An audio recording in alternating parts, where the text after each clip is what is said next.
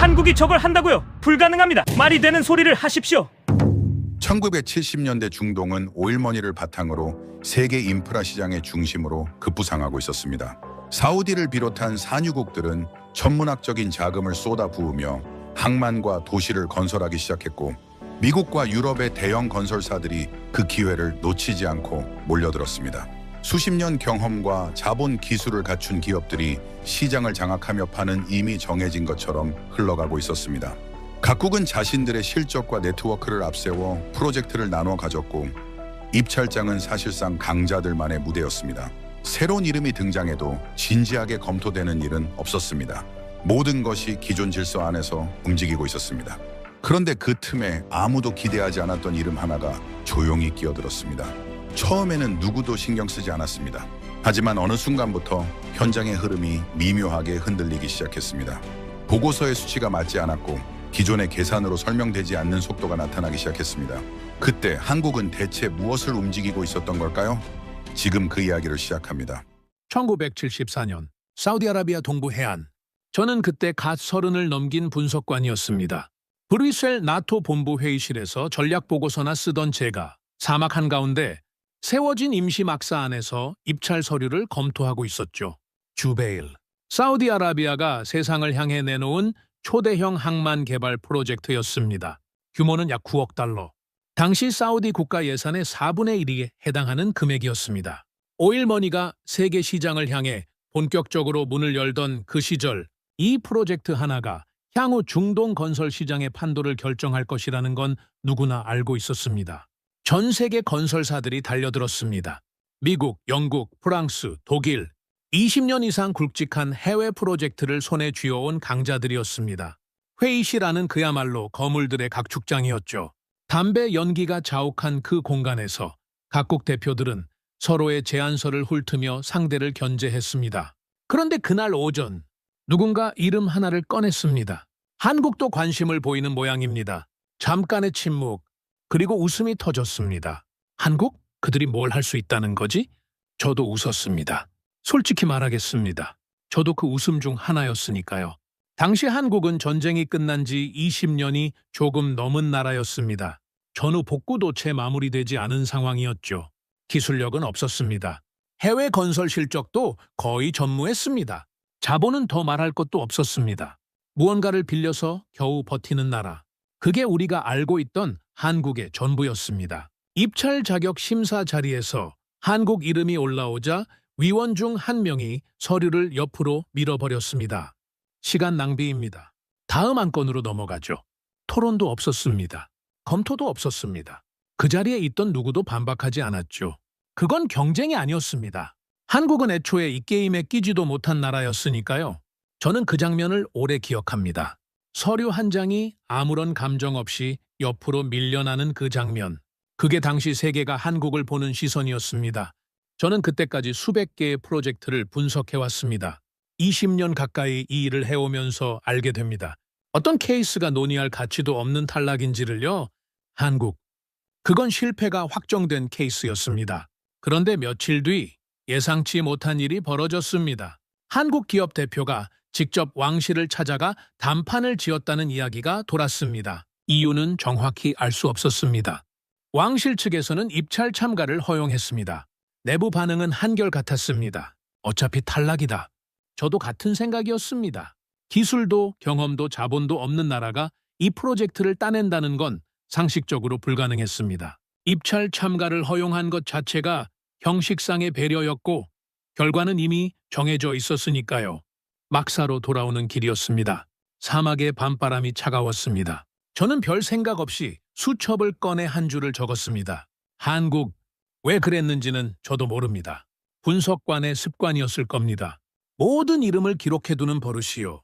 하지만 그 순간만큼은 그 이름이 이상하게 머릿속을 맴돌았습니다. 한국. 저는 그때 그 나라를 처음으로 이름만 기억했습니다. 그들은 현장에 들어갔습니다. 아무도 진지하게 보지 않았습니다. 입찰 자격을 받았다고 해서 실제로 공사를 따낸 것도 아니었고 설령 따낸다 해도 그 환경에서 버틸 수 있을 거라고 생각한 사람은 없었죠. 주베일의 여름은 사람을 죽입니다. 낮 기온이 50도를 넘어섭니다. 지면 온도는 그 이상이었습니다. 물은 없었습니다. 인프라는 없었습니다. 모래바람이 불면 시야가 사라졌습니다. 기존 서구 건설사들조차 작업 가능 시간을 하루 서너 시간으로 제한하던 환경이었습니다. 한국 측 대표가 현장 브리핑에서 말했다고 합니다. 더우면 밤에 하면 됩니다. 그 말이 전해졌을 때 회의실에 있던 사람들은 또 웃었습니다. 저건 미친 짓입니다. 그런데 그들은 실제로 밤에 했습니다. 제가 현장 인근을 지나던 어느 늦은 밤이었습니다. 멀리서 불빛이 보였습니다. 처음엔 베이스 캠프 조명인 줄 알았습니다. 가까이 다가가서야 알았습니다. 횃불이었습니다. 수십 개의 횃불이 사막 위에서 움직이고 있었습니다. 그리고 그 불빛 아래 사람들의 그림자가 쉬지 않고 움직였습니다. 한국인들이었습니다. 저는 차를 세웠습니다. 한동안 그 광경을 바라봤습니다. 뭐라고 설명해야 할지 몰랐습니다. 노동이라고 하기엔 뭔가 달랐습니다. 저건 집념이었습니다. 속도 보고서가 올라오기 시작했습니다. 수치가 맞지 않았습니다. 6개월 공정이 40일 안에 끝날 것 같다는 현장 보고였습니다. 이 속도 정상이 아니야. 저는 수치를 다시 확인했습니다. 오류가 아니었습니다. 처음으로 생각했습니다. 내 계산이 틀렸을 수도 있다고. 완료 보고서가 올라왔습니다. 저는 2번 읽었습니다. 3번 읽었습니다. 숫자가 바뀌지 않았습니다. 40일. 공사 완료. 확인해. 제 옆에 있던 동료가 수화기를 들었습니다. 현장 감독관과 통화했습니다. 끊고 나서 한참 말이 없었습니다. 맞습니다. 말도 안 됐습니다. 기술도 경험도 자본도 없던 나라였습니다. 입찰 자격조차 처음엔 없었던 나라였습니다. 그 나라가 아무도 해낸 적 없는 속도로 그 사막 위에 항만을 세웠습니다. 저는 한동안 아무 말도 하지 못했습니다. 중동 왕실의 반응은 빨랐습니다. 단순한 감탄이 아니었습니다. 신뢰였습니다. 말이 아니라 결과로 증명한 나라. 그게 중동이 한국을 보는 새로운 시선이었습니다. 이후 프로젝트들이 연달아 한국으로 넘어갔습니다. 이란, 쿠웨이트, 리비아. 한국 기업들은 계속 따냈습니다. 그리고 저는 그때 한 가지 사실을 추가로 알게 됐습니다. 이란, 이라크 전쟁이 터졌을 때였습니다. 대부분의 서구 기업들은 짐을 쌌습니다. 당연한 판단이었습니다. 전쟁 지역에 남아있을 이유가 없었으니까요. 그런데 한국 기업들은 철수하지 않았습니다. 포화 속에서도 공사를 계속했습니다. 왜 안 나갑니까? 누군가 한국 현장 소장에게 물었다고 합니다. 대답은 짧았습니다. 계약했으니까요. 그 한마디가 중동 전체에 퍼졌습니다. 우리는 기술을 봤습니다. 그런데 중동은 달랐습니다.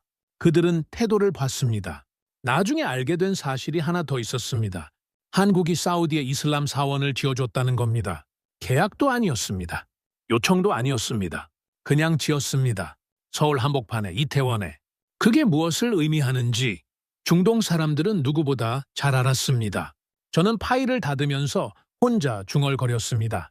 그건 단순한 공사가 아니었다. 질서가 바뀌는 순간이었다. 그리고 진짜 이야기는 그때부터였습니다. 세상은 멈추지 않았습니다. 한국이 중동에서 이름을 알리던 그 시절, 저 멀리서 다른 움직임이 시작되고 있었습니다. 중국이었습니다. 저가 공세였습니다. 인력은 넘쳐났고 가격은 말도 안 되게 쌌습니다. 중동 발주처들은 흔들렸습니다. 당연한 일이었습니다. 같은 공사라면 싼 쪽을 선택하는 게 이치에 맞으니까요. 제 판단은 명확했습니다. 한국도 끝이다. 반복되는 역사였습니다. 일본이 한국에게 밀렸듯 한국은 중국에게 밀릴 것이었습니다. 가격으로는 절대 이길 수 없었습니다. 그건 명백했습니다. 저는 그렇게 정리했습니다. 파일을 닫듯이. 그런데 한국은 도망치지 않았습니다. 이상했습니다. 가격 경쟁에서 밀리기 시작한 기업이라면 물러서는 게 정상입니다. 시장을 내주고 다른 곳을 찾거나 아니면 버티다 쓰러지거나. 그게 제가 봐온 패턴이었습니다. 그런데 한국은 싸움의 방식을 바꿨습니다. 단순 건설이 아니었습니다. 플랜트였습니다. 정유시설이었습니다. 고도화 인프라였습니다. 삽으로 모래를 퍼내는 일이 아니라 설계도를 들고 시스템을 짜는 일로 넘어갔습니다. 현장 노동자가 아니라 시스템 설계자, 인력 수출이 아니라 기술 수출. 잠깐 왜 저걸 선택하지? 저는 보고서를 다시 펼쳤습니다. 숫자들이 맞지 않았습니다. 중국에게 물량을 내준 것처럼 보였는데 실제 수주 금액은 오히려 올라가 있었습니다. 단가가 달랐습니다. 싸게 많이 파는 게 아니라 비싸게 제대로 파는 구조로 전환하고 있었습니다.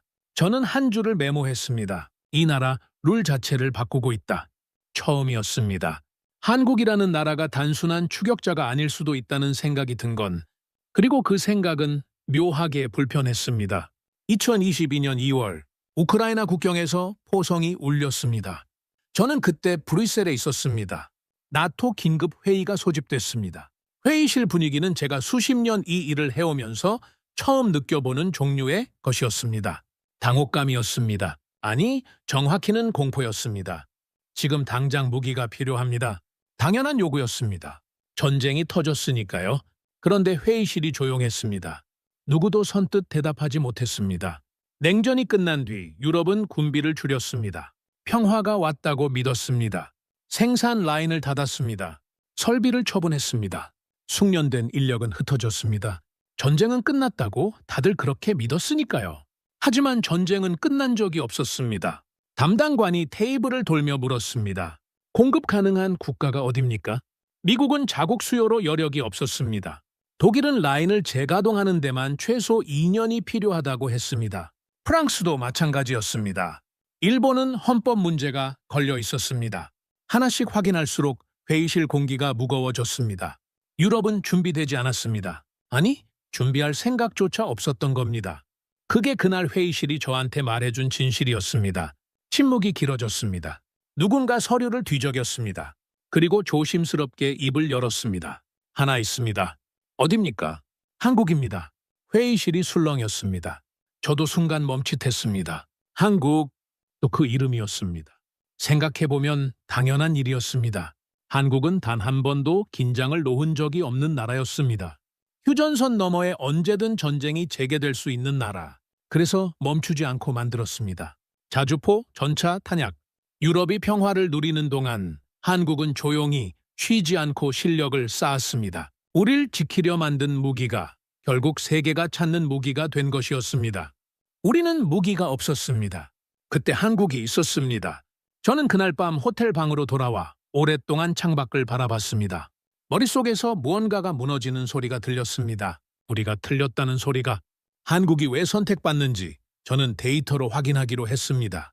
분석관의 습관입니다. 감정이 아니라 숫자로 봐야 한다는 것.